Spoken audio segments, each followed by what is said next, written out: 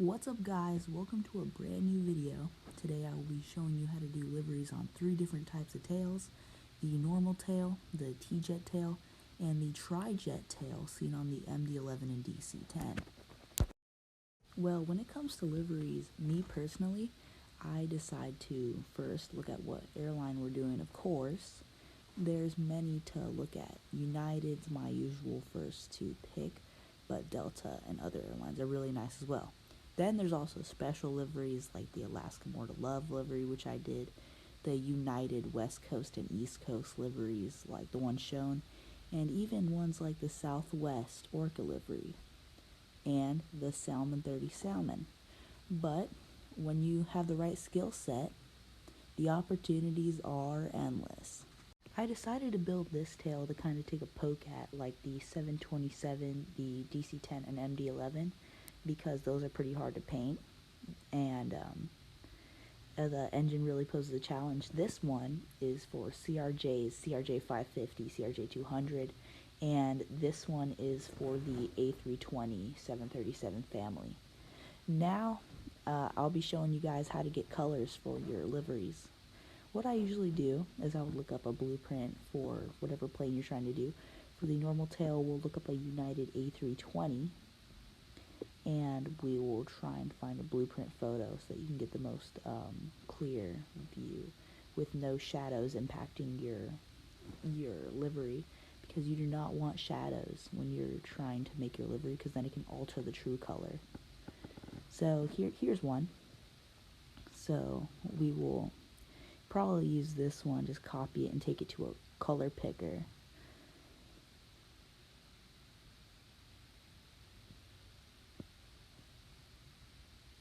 So the color picker I use is called ginfab.com. I don't really know why I use it, but it's my go-to. And you simply just paste your image in from your photo library if you're on mobile, and it will simply pop up and you'll be able to tap any of the pixels on the screen. It might take a couple of tries to get the exact pixel you want, but it's worth it. So as you can see here, I'm collecting the blues that I need for the United tail livery, and also collecting some of that gradient you see on the top there, because that's pretty important to set as a base so that you can kind of work around that.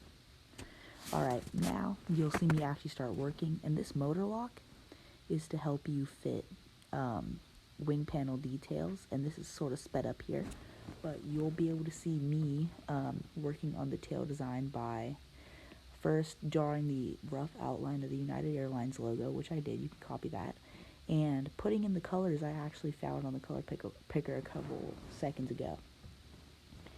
So once you do that, you just start laying down base colors, as you can see here.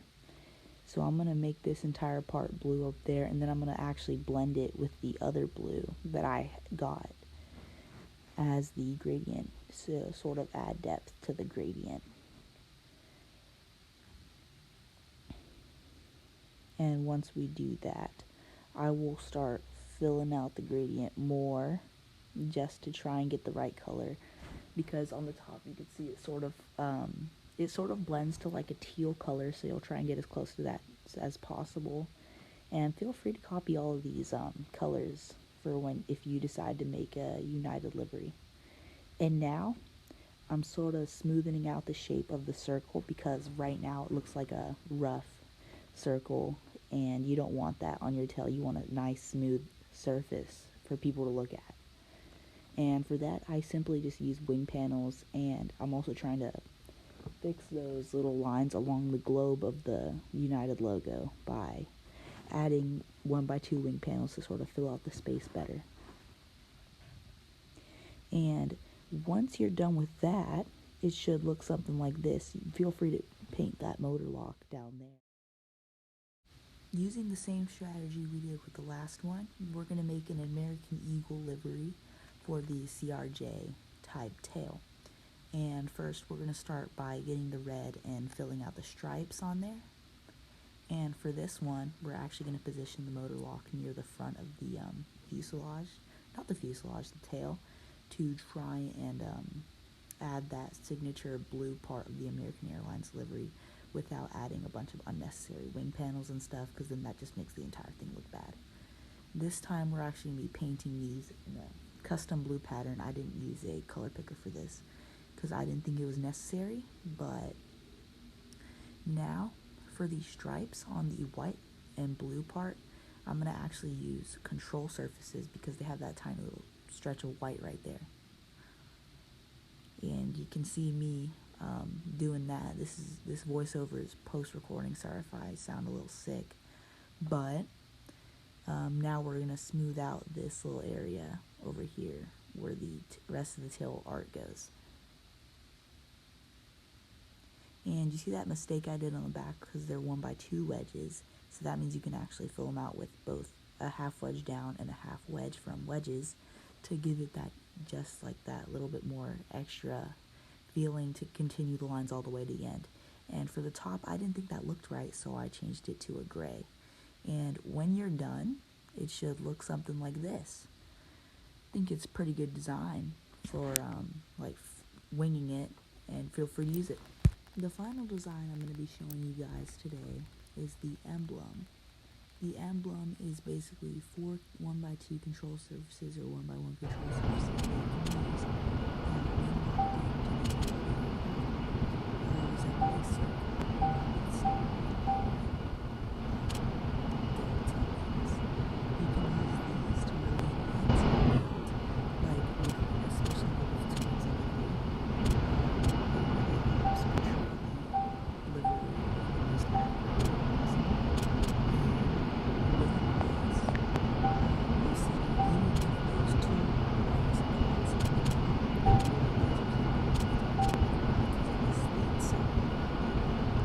If you were to just use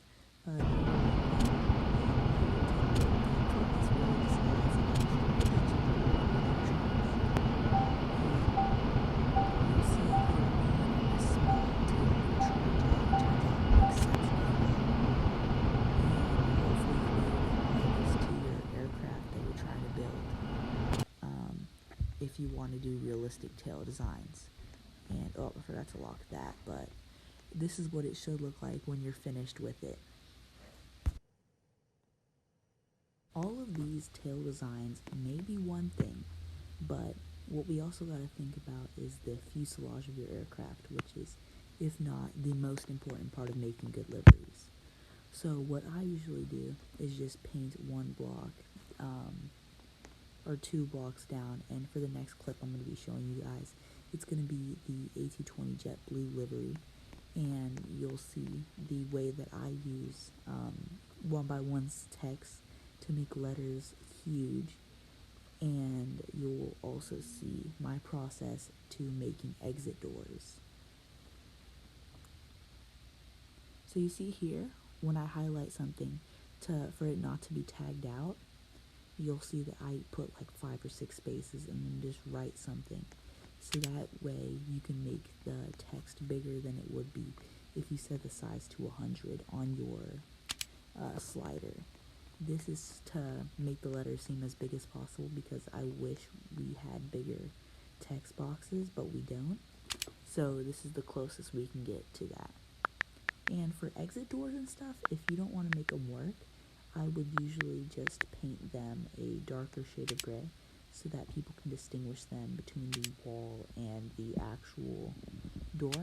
And I would try to add like a text box like you can see me doing here. And this is to make an outline of the exit door in red just to signify and add some extra detail to the aircraft. So you'll see here, what I usually like to use is just like that dash thing. You can use a lowercase L too, it really doesn't matter, or an uppercase I, but just doing that gives the exit door a lot more depth, as you can see here. And by painting it red, you're just finishing everything off.